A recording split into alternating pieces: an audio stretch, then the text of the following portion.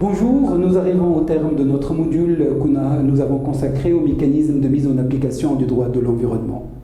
Ces mécanismes qui ont permis des avancées considérables en matière de protection des composantes de l'environnement, des équilibres biologiques, se heurtent quand même à un ensemble de défis qui sont à la fois des défis extrinsèques et d'autres qui sont intrinsèques. Nous commençons par les défis extrinsèques, où le manque de volonté politique, puisque les politiques sont amenés souvent à sacrifier l'environnement au détriment, bien sûr, des activités qu'ils considèrent plus intéressantes, notamment économiques et sociales, et ils adoptent souvent des mécanismes juridiques très peu contraignants.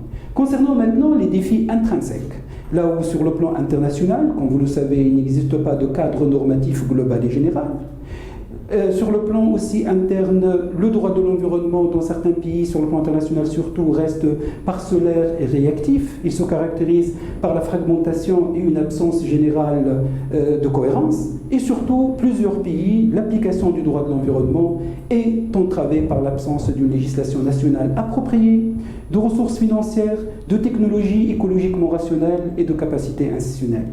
Alors qu'aujourd'hui, la question de changement climatique qui s'impose clairement est en train de secouer le droit et de demander à ce droit des mécanismes inventifs et plus adaptés. Mais rappelons-le que le droit a besoin aussi d'être accompagné de mécanismes et de mesures de large sensibilisation, éducation, information environnementale pour pouvoir être réellement mis en application et approprié par les uns et les autres. Je vous remercie, je vous souhaite une très bonne continuation pour le reste de ces modules.